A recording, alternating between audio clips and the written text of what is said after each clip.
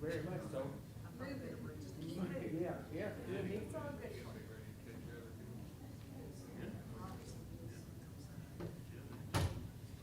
Yes, it's time to begin our class this morning, and we're fortunate and blessed to have David Stewart with us.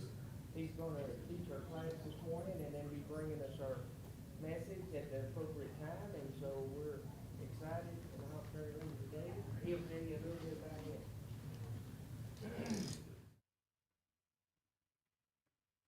All right, good morning.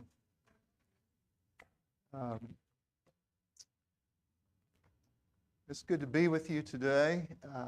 We're going to be talking about the example of Noah, and yet we're going to be doing that mainly from the New Testament. And so I'll be inviting you to look at some various passages. I was asked to say a little bit about myself or my family.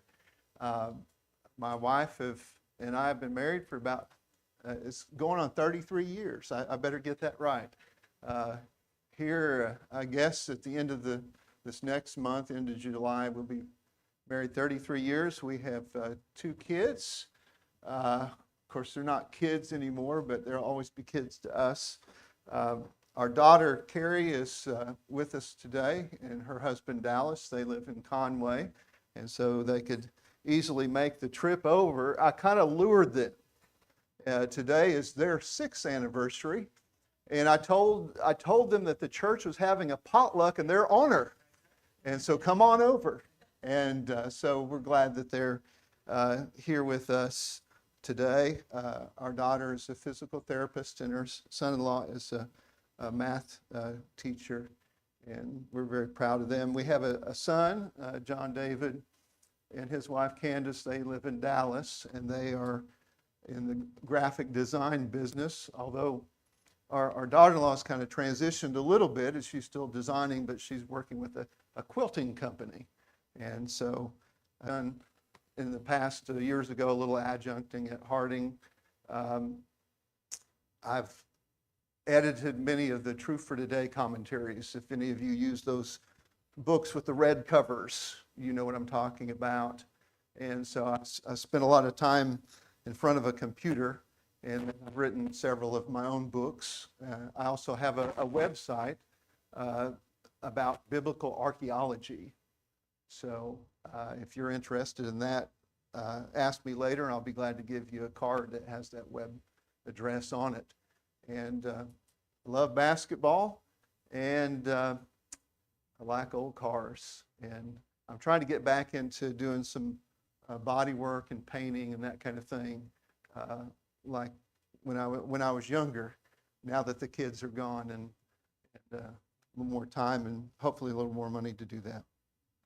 All right, the example of Noah. Noah, and we think of the ark. This past weekend, there was a big group from the downtown congregation, which we attend in Morrilton, that met up with other Christians, and they traveled to Kentucky to see the Ark encounter and also go to the Creation Museum.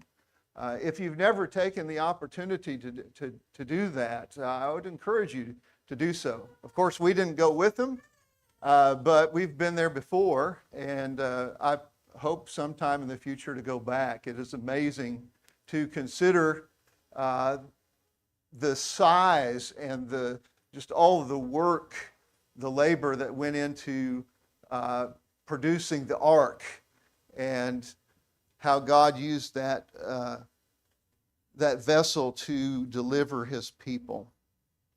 Of course, we read in Genesis 6 of the decline and the morality of the people of Noah's age. We read how wicked they were.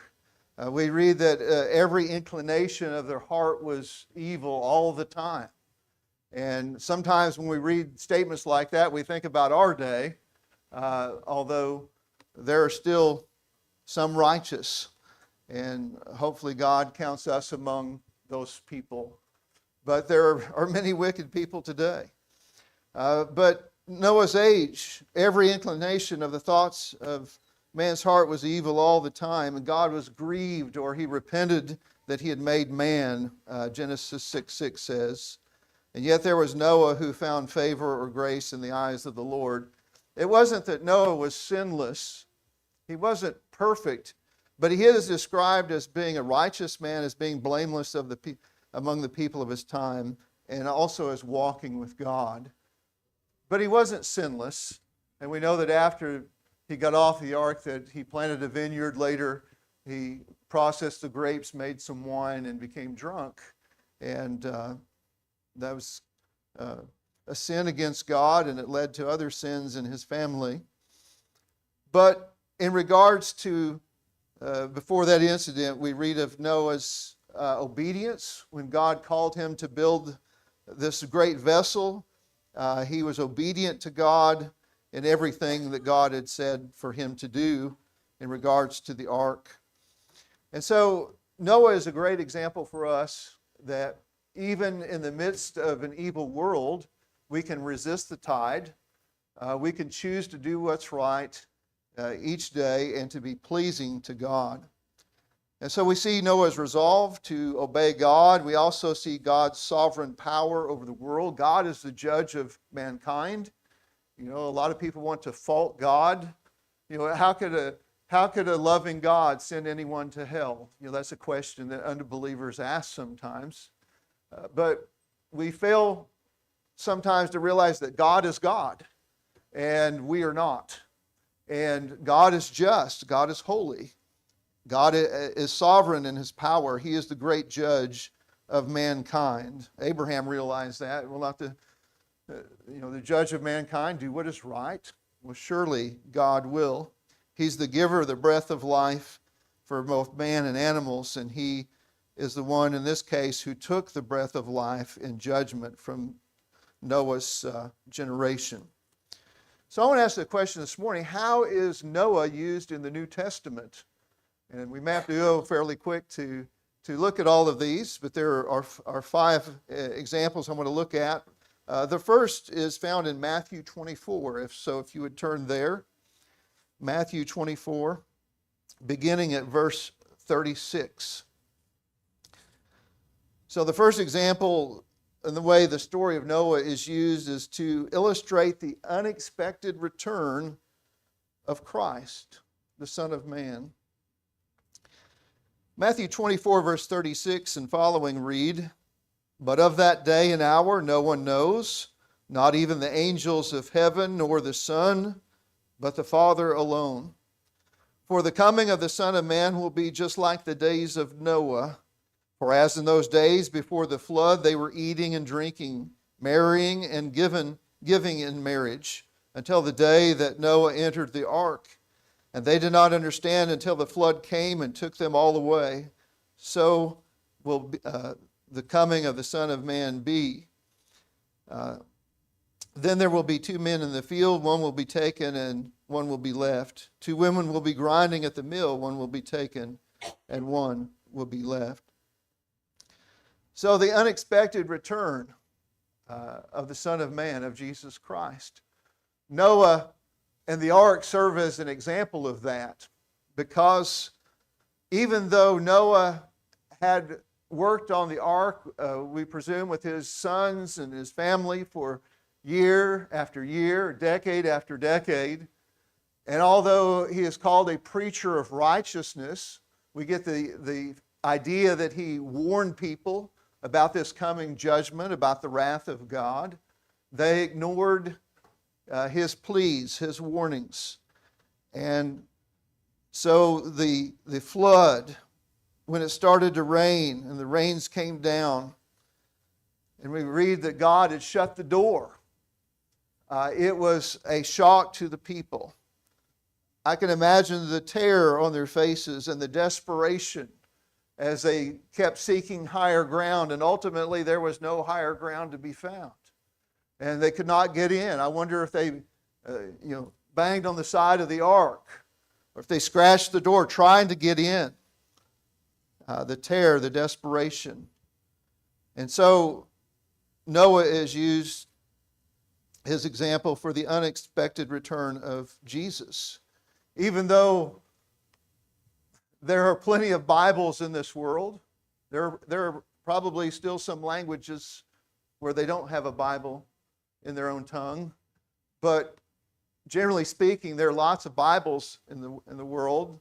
There's lots of preaching being done, even though some of that is tainted with false doctrine. But there's a lot of preaching being done.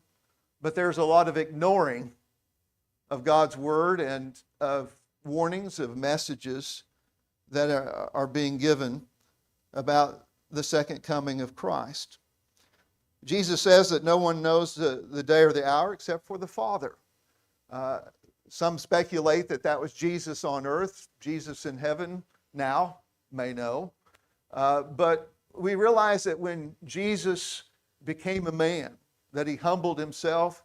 Philippians 2 talks about his condescending to our state, our level. Jesus came into our world as a baby. He had to learn and grow like we do. And so even though he was God, he chose not to exercise his omniscience in this case. We read that Jesus grew as a young person. He grew in wisdom and in stature and favor with God and man. Luke 2, verse 52.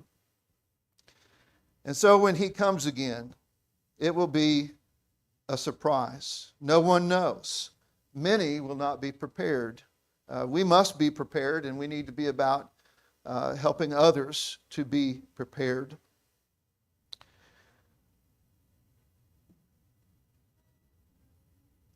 Some examples are given of just everyday things going on. When Noah entered the ark and when the floods came, people were doing everyday activities. They were eating and drinking. What do we do every day? Well, we eat and drink. Most of us eat 3 times a day. Maybe we eat more than that. I like to kind of snack in between. So they were doing normal things. They were marrying and giving in marriage, looking at both the male and female aspects. The male would marry the female. The daughters would be given in marriage, much like a father walks his daughter down the aisle even still today, preserving that custom. And so they weren't ready. So Noah illustrates the unexpected return of Jesus Christ. Let's look at the next one, and that's in Hebrews chapter 11. We'll look at these in the order they appear in the New Testament books. Hebrews 11 at verse 7.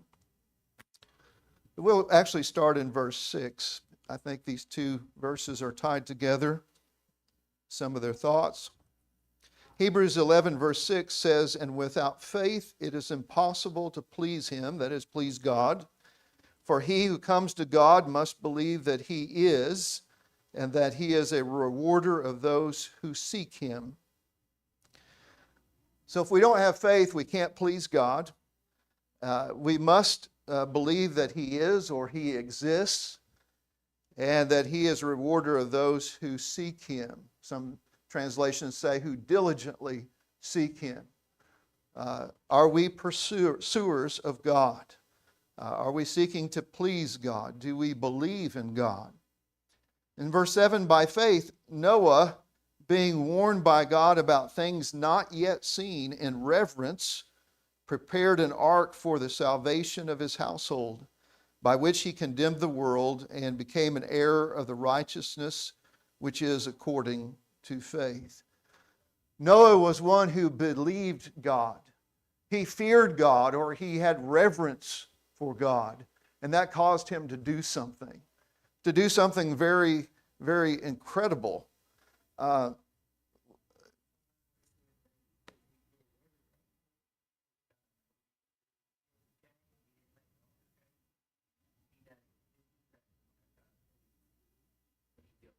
Yes.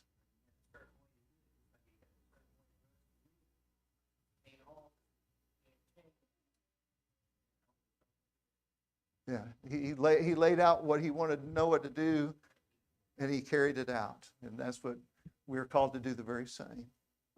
All right. Thank you.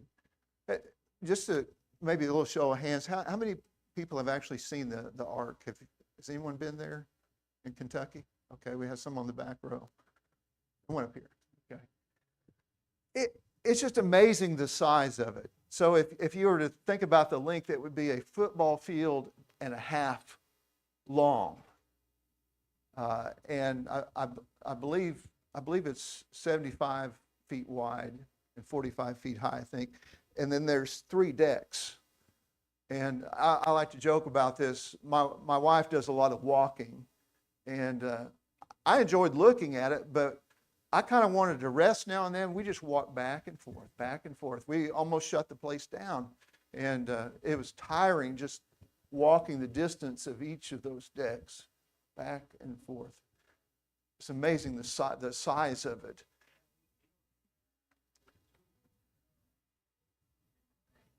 Yeah, without power tools, that's amazing. It's just the size of that was so grand, and of course, I believe it took him several decades to do that. Some people think it was 120 years. There's that mention at the beginning of Genesis 6. It talks about his years will be 120 years, and that can be interpreted different ways. I look at that as God's decision. I'm going to destroy the world. I don't know that he necessarily informed Noah right at that moment. It could have been some time later. But I believe Noah worked on this for many, many decades, and along with his sons. And I'm sure the ladies helped as well, his wife and daughters-in-law. But Noah was one who had active faith. His example illustrates this principle of active faith, of someone who believes in God and is diligently seeking God and seeking to do God's will. And this word for warned is kind of interesting. Noah had reverence for God. He was, in verse 7, warned by God. The Greek word there is krematizo. And it's the same word that's used in Acts, I believe it's 11:26, where it says that the disciples were first called Christians at Antioch. Called. They were first called. They were divinely called. Some people argue that is something that they were called kind of as an insult, you Christian. But the word there means divinely called. I believe it was a name that came from God. And here that same word is used where Noah was divinely warned or divinely called to build this ark. He was warned about things not yet seen. He was warned by God. So you have that same word that's used here and then also in Acts 11, verse 26. And so what we get from this is faith works. We don't earn our salvation. Our salvation is by God's grace. Noah found grace in the eyes of the Lord, and we have found grace, but our faith must be active. And sometimes we get tired, but we can't give up. There's been times in my life I've been tired. I ended up working on a book. I planned on working on it for 6 months, editing, and I just got done with it a week or two ago. It took me a year. And I was so tired. I was working, many hours a day, sometimes 10 or 12 hours. Sometimes I worked Saturday and Sunday afternoons. And, at some point I'm just like, when is this ever going to end? Sometimes we feel like that. Dallas, our son-in-law, has been working on his master's degree while he's teaching and taking a class or two at a time. And I'm sure at times you don't feel like studying. And they recently got back, they took a trip to Egypt, and he found out that they had changed the time parameters of the class. And the class that used to be only 1 month became 2 months, and it was during the trip they'd already planned to Egypt. And so in the airports and I'm sure the hotel rooms in different places, he's working on his math on his vacation. Okay, so sometimes being faithful and finishing what we start requires sacrifice, and sometimes we get tired, but we should never give up. Never tire of doing what's right, and don't grow weary of doing what's good. That's right.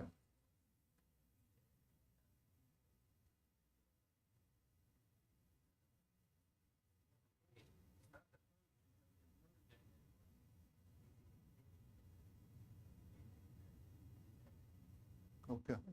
I don't know if you heard him in the back, but he said it's not the first. If you come in first in the race, it's the one who finishes the race. And so you got to keep going, keep going. All right, the third illustration is found in 1 Peter chapter 3. 1 Peter chapter 3, verses 18 through 22. This is a difficult passage in some sense to know what this preaching is talking about, but the part I really want to emphasize is not so difficult. In 1 Peter 3, verses 18 and following, for Christ also died for sins once for all, the just for the unjust, so that he might bring us to God, having been put to death in the flesh, but made alive in the spirit, in which also he went and made proclamation to the spirits now in prison, who once were disobedient, when the patience of God kept waiting in the days of Noah during the construction of the ark, in which a few, that is 8 persons, were brought safely through the water. So there is this question of preaching to the spirits now in prison. Is that Jesus when he died on the cross and when he was buried and when he went into paradise? Was he across the chasm from those in torment, preaching to them? Or does this refer to Jesus preaching through Noah, who was a preacher of righteousness in Noah's day? That's a difficult text. I don't know that I have the answer to that. But I do know this. Noah being saved through water is a parallel to us. Notice verse 21. Corresponding to that, baptism now saves you, not the removal of dirt from the flesh, but an appeal to God for a good conscience through the resurrection of Jesus Christ, who is at the right hand of God, having gone into heaven after angels and authorities and powers had been subjected to him. And so a parallel is made by Peter with Noah being saved by God, by the patience of God, being saved through water, and that's analogous or parallel to baptism, being saved through water by God's grace, the power coming through the death and resurrection of Jesus Christ, who is exalted to God's right hand.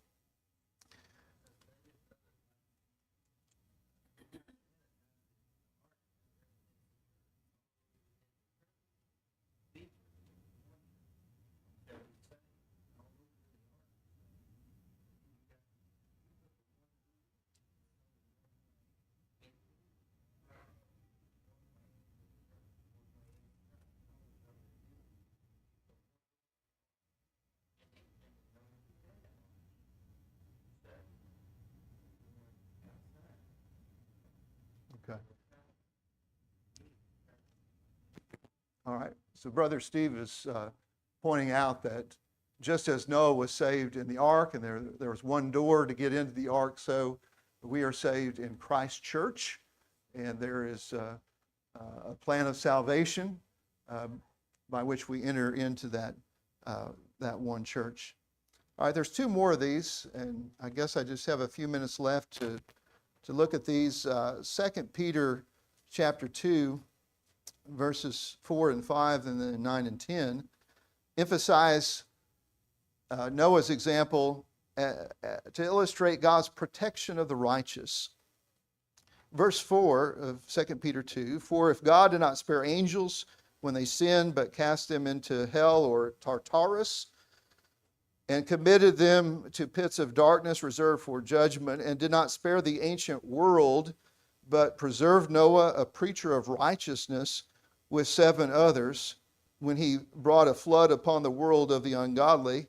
And then dropping down to verse 9, "Then the Lord knows how to rescue the godly from temptation, and to keep the unrighteous under punishment for the day of judgment, and especially those who indulge the flesh in its corrupt desires and despise authority." So Peter is saying, if God could protect Noah, a righteous man, in the midst of his wicked generation, and his family, notice it mentions the 7 others in verse 5, if he could preserve Noah and judge the wicked, will he not do the same? God was patient in Peter's day, as there were many wicked, and yet Christians were being persecuted, but God could deliver them, God could protect them and save them, especially thinking about their souls, and God could judge their oppressors. And we could say God will do the same today for the people of God. God protects the righteous in a wicked generation. And the final one of these I want to look at is in 2 Peter chapter 3, where he says a little bit more about Noah. 2 Peter 3, verses 3 through 13. "Know this first of all, that in the last days mockers will come with their mocking, following after their own lusts, and saying, 'Where is the promise of his coming?' For ever since the fathers fell asleep, all continues just as it was from the beginning of creation. For when they maintain this, it escapes their notice that by the word of God, the heavens existed long ago, and the earth was formed out of water and by water, through which the world at that time was destroyed, being flooded with water. But by his word, the present heavens and earth are being reserved for fire, kept for the day of judgment and destruction of ungodly men." And then he goes on to talk about when the day of the Lord comes and how the present world will be destroyed. And so I want to think a little bit about these scoffers. There were people who were basically revising history. You know, this is, I joke about my few pet peeves, volume 36, page 900. There are a lot of things that kind of annoy me. One is those who try to revise history.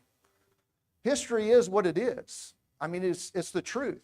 It could be good, it could be bad, it could be somewhere in the middle, but history is what it is, and we're to learn from it. Learn from the mistakes of the past. Learn from the good things and the victories of the past. But you can't change history. It is what it is. And the scoffers were trying to just block out, everything's been going on since the creation of the world. Nothing's changed. And Peter says they deliberately forget. They forget about one of the greatest events in history, the flood, in which mankind was destroyed except for Noah and his family. And so he mentions verse 6 through verses 5 and 6 that the world was created, formed out of water and by water, and through which the world at that time, verse 6, was destroyed, being flooded with water. So some scoff today, some ignore the historical events of the past, some ignore the flood, some ignore the death, burial, and resurrection of Christ, and they want to put these things out of their mind, and they want to forget about God's warnings of the future and the coming of Christ and the judgment to come. In modern times, the symbol of the rainbow, which was a sign God would never again destroy the world with water has been hijacked by those who do evil. But that sign is very important for us. The world will never be again destroyed by flood. However, as Peter says, it will be destroyed by fire. There's a song I used to listen to when I was younger called "It's Gonna Rain." And one of the lines says, "It won't be water, but fire next time." And so we need to keep that in mind. We need not side with those who are scoffers. Ignorance is not bliss.